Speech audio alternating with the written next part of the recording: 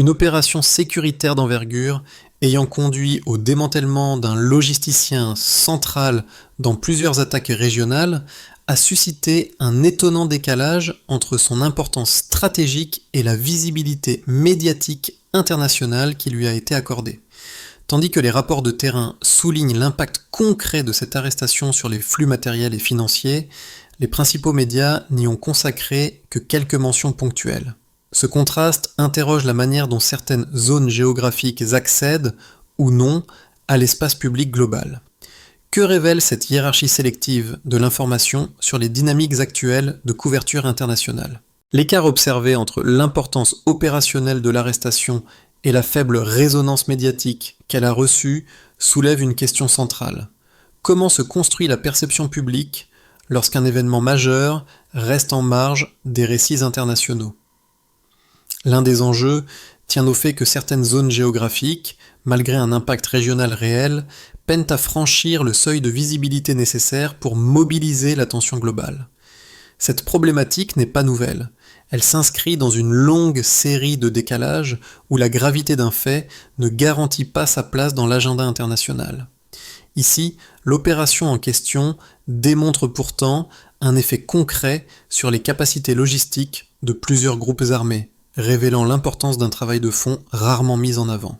Le risque, lorsqu'un tel silence se prolonge, est de créer un vide narratif où les dynamiques locales ne sont plus perçues à leur juste mesure. Cela interroge la façon dont les priorités éditoriales façonnent la compréhension globale des enjeux sécuritaires. Les premières informations recueillies à propos de cette arrestation indiquent une évolution significative dans la dynamique logistique des groupes armés actifs dans la région, évolution qui s'est manifestée presque immédiatement après l'opération. Plusieurs observateurs notent que certains flux matériels identifiés auparavant comme réguliers ont montré des signes de ralentissement, alimentant l'idée d'un point de rupture partielle dans les chaînes d'approvisionnement. Dans l'étude des conflits contemporains, la logistique joue un rôle déterminant, parfois même plus structurant que les capacités offensives directes. Les précédents historiques abondent. Dans de nombreux contextes, la réduction ou l'interruption de l'accès au carburant, au financement ou aux itinéraires de transport a suffi à modifier l'équilibre d'un affrontement. La situation actuelle s'inscrit dans cette logique, révélant un impact proportionnel à la place qu'occupait le logisticien capturé dans l'architecture opérationnelle des réseaux concernés. Ce qui apparaît particulièrement notable, c'est la manière dont l'opération semble résulter d'un long travail de collecte d'informations, de recoupement d'indicateurs et d'efforts coordonnés sur plusieurs semaines. Les données disponibles suggèrent que les équipes impliquées ont combiné surveillance, observation de terrain et analyse de transactions suspectes afin d'identifier les points faibles de la structure logistique. Un tel processus demande généralement un investissement important, tant humain que méthodologique, et illustre la complexité des enquêtes menées dans des environnements où les déplacements, les communications et l'accès direct aux zones critiques restent limités. Par ailleurs, les conséquences immédiates observées laissent apparaître un rééquilibrage partiel entre zones rurales et axes plus vulnérables. Certains témoignages évoquent un manque ponctuel de matériel dans des secteurs habitués à recevoir un approvisionnement stable. D'autres signalent une baisse temporaire de mobilité parmi les groupes armés. Toutefois, il convient de souligner que ces éléments restent encore sujets à vérification indépendante, les observations initiales étant souvent fragmentaires dans les premières phases suivant une opération. Ces premiers indicateurs posent néanmoins une question légitime.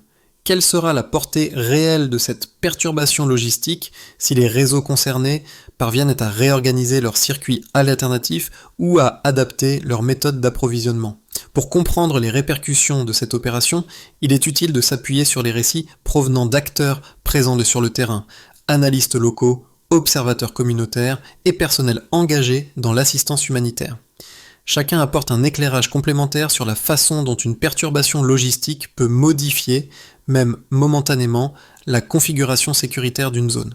Certains travailleurs humanitaires évoquent une diminution ponctuelle des mouvements armés sur quelques axes secondaires, un phénomène déjà constaté dans d'autres contextes, ou une rupture d'approvisionnement avait entraîné un ralentissement temporaire des activités hostiles.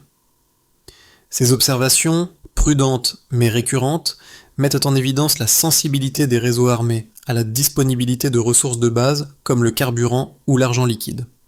D'autres interlocuteurs, plus proches des zones rurales, décrivent des changements subtils, une certaine hésitation dans les déplacements, des regroupements moins fréquents ou un recours accru aux itinéraires détournés. Ce type de modification, lorsqu'il apparaît dans plusieurs secteurs à la fois, constitue souvent un indicateur de perturbation interne. Toutefois, ces signaux ne permettent pas encore de tirer des conclusions définitives sur la trajectoire future des groupes concernés, car ils peuvent rapidement s'adapter ou redistribuer leurs ressources. Pour les analystes régionaux, l'intérêt principal de cette opération réside dans la possibilité de mesurer, sur plusieurs semaines, la capacité de résilience logistique des réseaux. Il ne s'agit pas seulement d'observer un ralentissement initial, mais d'évaluer la profondeur de la désorganisation et la vitesse à laquelle des solutions alternatives émergent. Ainsi, l'impact réel de l'arrestation se jouera moins dans l'immédiateté que dans la manière dont les réseaux répliqueront ou non face à une rupture de leur chaîne d'approvisionnement. L'activation de l'opération ayant conduit à l'arrestation du logisticien s'inscrit dans une séquence marquée par plusieurs indices précurseurs relevés par différents observateurs travaillant autour des zones exposées. Dans les semaines précédant l'intervention, plusieurs rapports évoquaient une augmentation des mouvements discrets tant du côté des groupes armés que des forces de sécurité locales. Ce phénomène, bien que difficile à interpréter immédiatement, signalait souvent un moment de bascule possible. Les équipes de terrain avaient également identifié des fluctuations inhabituelles dans les échanges commerciaux informels, un domaine où la modification des flux peut constituer un signal d'alerte précoce. L'opération elle-même, selon les éléments disponibles, semble avoir reposé sur une coordination soigneuse, intégrant surveillance prolongée, observation indirecte et recoupement de données provenant de sources variées. Ce type de travail, lorsqu'il s'effectue dans des régions à l'infrastructure fragile, requiert une logistique complexe, déplacements limités, communication prudente et adaptation constante aux conditions de terrain. La réussite de l'arrestation suggère une préparation méthodique, même si de nombreux détails restent non publiés pour des raisons de sécurité. Le moment de l'intervention paraît avoir été choisi pour minimiser les risques de confrontation directe, une pratique courante dans les opérations axées sur la neutralisation de figures logistiques plutôt que sur des affrontements ouverts. Le point haut de cette séquence est apparu dans les heures suivant l'interpellation, lorsque les premiers retours de terrain ont confirmé que certains axes de circulation, auparavant considérés comme routiniers pour les groupes armés, avaient connu un ralentissement visible. Plusieurs informateurs locaux ont parlé d'un temps de flottement au cours duquel les déplacements semblaient moins nombreux, les regroupements moins organisés et les transferts de matériel plus fragmentés. Ces indicateurs, bien que partiels, coïncident avec des expériences observées dans d'autres contextes où la capture d'un logisticien avait temporairement désorganisé les circuits internes de groupes armés. Cette phase de ralentissement initial reste néanmoins difficile à interpréter dans la durée. D'un côté, elle suggère que l'individu arrêté occupait effectivement une fonction pivot dans la distribution de ressources matérielles et financières. De l'autre, elle n'assure en rien que les réseaux concernés ne puissent pas rapidement remettre en place des itinéraires de substitution, mobiliser des relais locaux ou réorganiser leurs circuits via d'autres intermédiaires. Les analystes spécialisés insistent régulièrement sur ce point. Les impacts logistiques réels d'une arrestation ne se mesurent qu'avec un décalage temporel, parfois sur plusieurs semaines. Dans les zones rurales où l'observation directe demeure difficile, les informations recueillies montrent un tableau nuancé. Certains habitants évoquaient une relative accalmie durant quelques jours, marquée par une diminution ponctuelle des passages nocturnes. D'autres indiquent que certains groupes ont semblé tester de nouveaux trajets, probablement pour compenser l'absence d'un relais logistique fiable. Ces comportements suggèrent une phase d'ajustement interne plutôt qu'un affaiblissement durable. Les répercussions les plus significatives seront probablement perceptibles dans la manière dont les réseaux tentent de reconfigurer leur organisation interne. Les précédents historiques indiquent que lorsque la chaîne d'approvisionnement est perturbée, les groupes armés adoptent souvent une stratégie d'adaptation rapide, diversification des sources de financement, recours accru aux marchés parallèles, mobilisation de relais communautaires ou modification des routes empruntées. Cette flexibilité rend l'évaluation de l'impact final délicate, car chaque région présente des variables spécifiques, densité démographique, accès aux voies de transport, présence d'acteurs extérieurs, qui influencent la capacité des réseaux à absorber le choc. Ainsi, le cœur de la question réside dans l'évolution de cette phase de réorganisation, ralentissement durable ou simple ajustement temporaire. Les données à venir permettront d'en préciser la portée réelle. La situation observée avant l'arrestation offrait un point de référence utile pour mesurer les évolutions qui ont suivi. Durant plusieurs mois, différentes sources locales signalaient une régularité remarquable dans les déplacements de certains groupes armés, présence récurrente sur des axes secondaires, approvisionnement prévisible en carburant et circulation discrète de fonds liés à des réseaux informels. Ce fonctionnement relativement stable constituait la baseline, un cadre permettant d'apprécier l'impact réel d'une perturbation logistique. Après l'interpellation du logisticien, plusieurs indicateurs de terrain ont mis en évidence une modification notable, une delta zone, pour reprendre une terminologie analytique dans la manière dont les groupes concernés circulaient et s'organisaient. Les premiers signaux visibles provenaient de certains villages situés à proximité des itinéraires habituellement empruntés pour le transport de matériel. Des habitants ont rapporté une baisse temporaire du trafic nocturne, un phénomène déjà documenté dans d'autres situations où une chaîne d'approvisionnement se retrouvait momentanément fragilisée.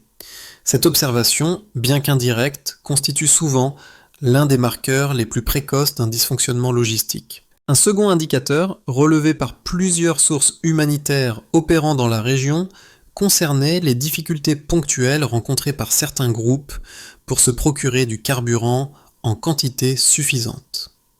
Dans les zones où l'approvisionnement dépend entièrement de circuits parallèles, une rupture, même courte, peut contraindre les acteurs concernés à réduire leur mobilité ou à privilégier des itinéraires moins exposés.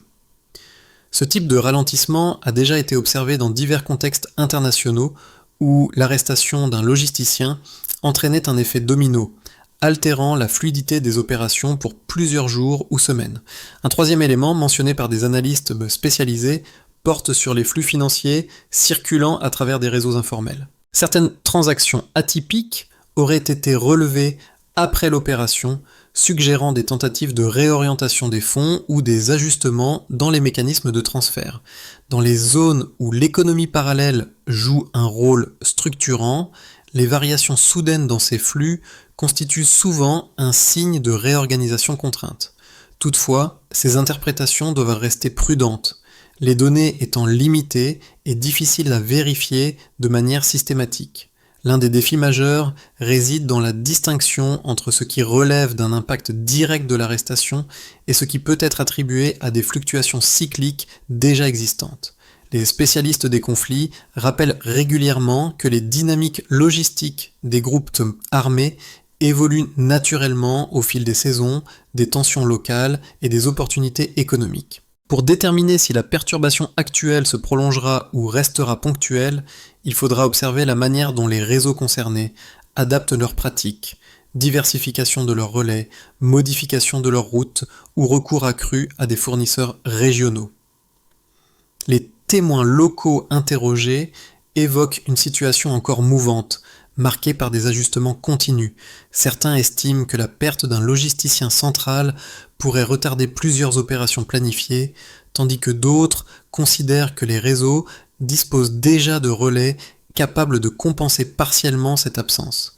L'hétérogénéité de ces témoignages illustre la difficulté d'obtenir une lecture unifiée des conséquences réelles. En définitive, ce qui se dessine n'est pas un effondrement logistique, mais plutôt une phase de transition, durant laquelle les réseaux cherchent à absorber le choc initial et à tester différentes options pour restaurer leur fluidité opérationnelle. L'évolution de cette delta zone au cours des prochaines semaines constituera un indicateur déterminant pour comprendre l'ampleur réelle de la perturbation. Dans l'évaluation des conséquences d'une arrestation ciblant un acteur logistique, deux lectures principales émergent parmi les spécialistes des dynamiques de sécurité au Sahel.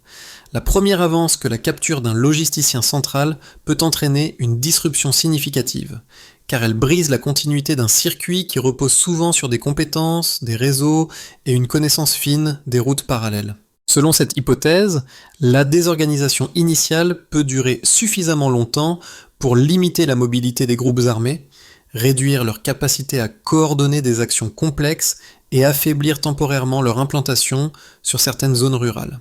Les partisans de cette lecture s'appuient sur des précédents documentés dans d'autres régions où la neutralisation d'un coordinateur logistique avait créé un vide difficile à combler immédiatement. La seconde lecture, au contraire, souligne la faculté d'adaptation élevée des groupes armés implantés dans des environnements fragiles.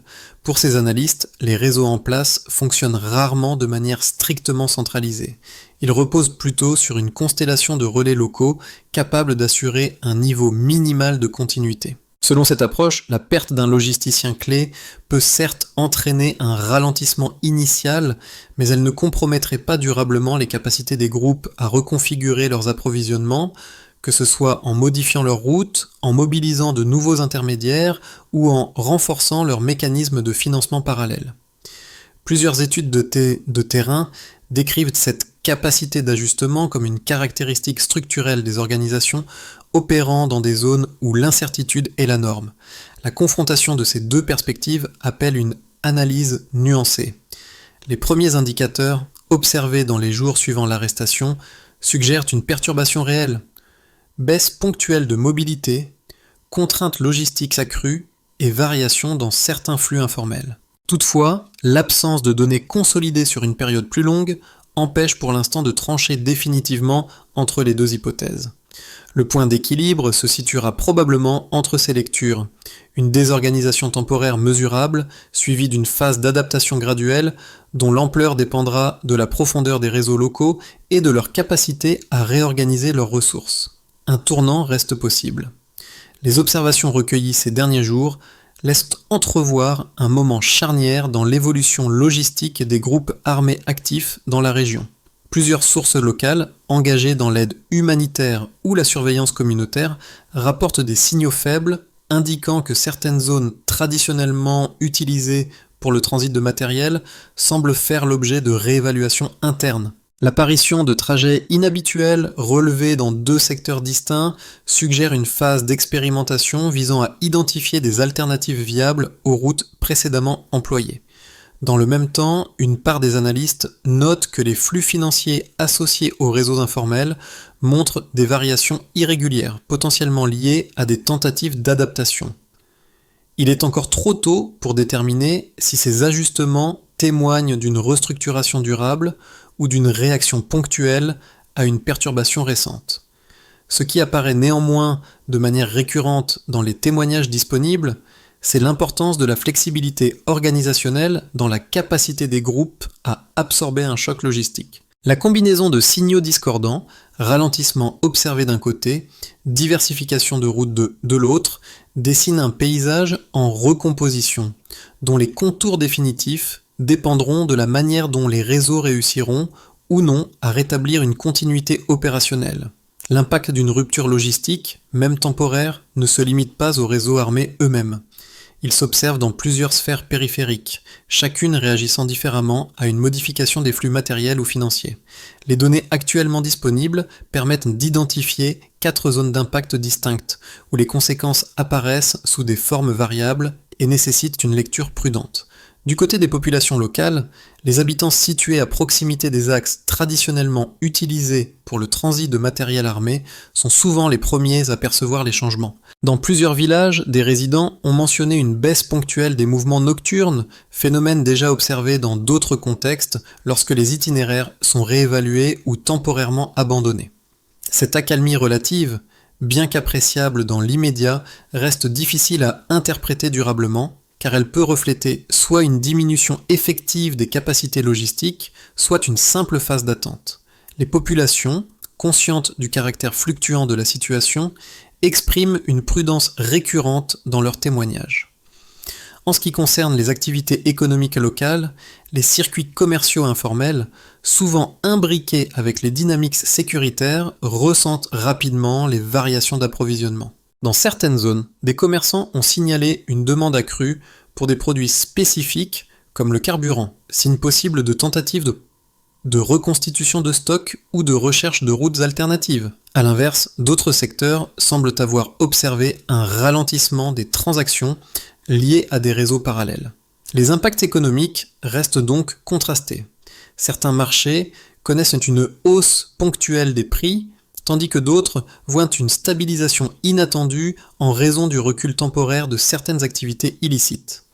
Pour ce qui est des organisations humanitaires et des acteurs de terrain, pour les équipes engagées dans l'assistance humanitaire, chaque variation logistique influence les conditions d'accès, la sécurité des déplacements et la planification des interventions. Plusieurs organisations rapportent des changements légers mais perceptibles dans la fluidité des routes secondaires, rendant certaines zones brièvement plus accessibles.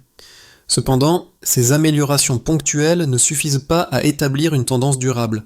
Elles illustrent plutôt la nature instable des environnements où les dynamiques sécuritaires peuvent changer rapidement en fonction de la réorganisation des réseaux armés. Les acteurs humanitaires insistent sur la prudence nécessaire pour interpréter ces signaux. S'agissant des zones frontalières et des corridors régionaux, les corridors transfrontaliers, souvent utilisés pour le transit discret de carburant, de fonds ou d'équipements, constituent un indicateur essentiel de l'impact d'une perturbation logistique. Certaines sources régionales mentionnent une baisse partielle des transferts sur 2 segments frontaliers, tandis que d'autres indiquent un report possible vers des itinéraires plus éloignés. L'effet le plus notable réside dans l'augmentation des contrôles informels observés dans certains postes frontaliers, suggérant une vigilance accrue ou une réorganisation des acteurs cherchant à évaluer l'évolution de la situation. L'ensemble de ces signaux, encore fragmentaires, dessine un impact multiforme dont l'ampleur réelle ne pourra être mesurée qu'à mesure que les réseaux stabiliseront ou non leur nouvelle configuration.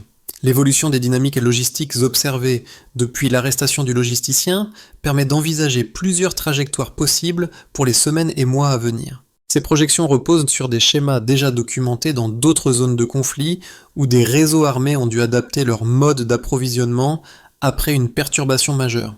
3 scénarios, non exclusifs les uns des autres, se dégagent des analyses disponibles. Dans un scénario de base, on peut envisager une stabilisation progressive des réseaux. Dans cette hypothèse, les groupes armés parviennent à reconstituer partiellement leur circuit grâce à leurs relais déjà en place. La période de ralentissement initial se résorberait en quelques semaines, le temps de réaligner les itinéraires ou de diversifier les intermédiaires. Les flux de carburant et de fonds pourraient reprendre progressivement, mais avec une capacité légèrement réduite par rapport à la période antérieure. Ce scénario s'appuie sur des précédents où la structure en réseau distribué des groupes leur a permis d'absorber des perturbations similaires sans effondrement durable. Dans un scénario plus optimiste, il serait question d'une perturbation prolongée. Dans cette configuration, la perte du logisticien aurait généré une désorganisation assez profonde pour ralentir durablement la circulation des ressources essentielles. Les groupes armés, confrontés à un déficit structurel, verraient leur capacité opérationnelle se réduire pendant plusieurs mois. Les variations observées dans certains flux financiers pourraient alors indiquer des difficultés de réorientation et les tentatives d'utiliser des routes alternatives pourraient rester insuffisantes pour compenser la rupture initiale. Ce scénario suppose que les relais existants ne disposent pas de l'expertise ou de la coordination nécessaires pour restaurer rapidement la continuité logistique. Dans un scénario plus pessimiste, on observerait une adaptation rapide et une diversification accrue. Le 3e scénario imagine une réaction inverse, une adaptation accélérée grâce à l'ouverture de nouveaux canaux ou à la mobilisation de réseaux parallèles jusque-là sous-utilisés. Les groupes pourraient compenser la perte par une augmentation de leurs activités informelles en renforçant leur présence sur certains segments économiques ou en exploitant de nouvelles routes plus éloignées. Ce scénario s'appuie sur la résilience démontrée par certaines organisations opérant dans des environnements fragmentés capables de transformer une contrainte en opportunité d'élargir leur réseau. Au-delà de ces trois hypothèses, la variable majeure reste le degré de connectivité régionale. C'est elle qui déterminera, dans les prochains mois, la vitesse et la profondeur de l'adaptation logistique. L'évolution des dynamiques logistiques observées ces dernières semaines attire également l'attention de plusieurs groupes d'acteurs dont les préoccupations et les priorités diffèrent sensiblement. Leur manière d'interpréter les signaux disponibles contribue à éclairer la diversité des perceptions entourant cette séquence d'événements. Pour les communautés locales, pour une partie des populations vivant dans les zones rurales, chaque modification dans la mobilité des groupes armés influence directement la vie quotidienne. Une diminution ponctuelle des mouvements nocturnes ou des passages sur certaines pistes peut être perçue comme un répit, même si la prudence reste de mise. Les habitants interrogés insistent généralement sur la nécessité d'observer les tendances sur une plus longue durée avant d'en tirer des conclusions, conscients du caractère fluctuant de la situation. Quant aux acteurs humanitaires et aux organisations civiles, les équipes présentes sur le terrain évaluent l'évolution de la situation sous l'angle de l'accès et de la sécurité. Une légère amélioration de la fluidité sur certains axes peut faciliter des opérations ponctuelles, tandis qu'une recomposition rapide des réseaux armés peut, à l'inverse, créer de nouvelles contraintes. Ces organisations s'appuient sur des indicateurs discrets, variations dans les déplacements, changements de route ou fluctuations locales des marchés pour adapter leurs interventions. Du point de vue des analystes et observateurs régionaux, du côté des spécialistes, l'intérêt porte sur la capacité des réseaux à absorber la perte d'un logisticien clé. Leur analyse reste structurée autour de trois dimensions: l'ampleur de la perturbation initiale, la vitesse de reconstitution des circuits et la profondeur des relais locaux capables d'assurer la continuité. Il souligne que les premiers signaux restent trop fragmentaires pour établir une tendance durable. Dans l'ensemble, ces trois groupes partagent une même exigence: disposer d'observations consolidées avant d'évaluer l'impact réel de cette séquence logistique. L'évolution de la situation logistique observée depuis l'arrestation du logisticien souligne la nécessité d'un suivi méthodique pour comprendre la profondeur réelle de la perturbation. Dans un contexte où les données restent fragmentaires, l'établissement d'un cadre analytique structuré permet d'identifier les tendances pertinentes et d'éviter des conclusions hâtives. Plusieurs axes d'observation ressortent des pratiques généralement adoptées dans l'étude des dynamiques de sécurité régionale. En ce qui concerne le suivi des itinéraires et la circulation matérielle, l'un des premiers volets consiste à surveiller les variations dans les routes secondaires utilisées pour le transport de matériel. L'apparition d'itinéraires alternatifs, même discrets, peut indiquer une phase d'adaptation. Inversement, une stagnation prolongée suggérerait une difficulté plus profonde à reconstituer les circuits. Pour ce qui est de l'analyse des flux économiques informels, les réseaux armés reposent souvent sur des circuits financiers parallèles.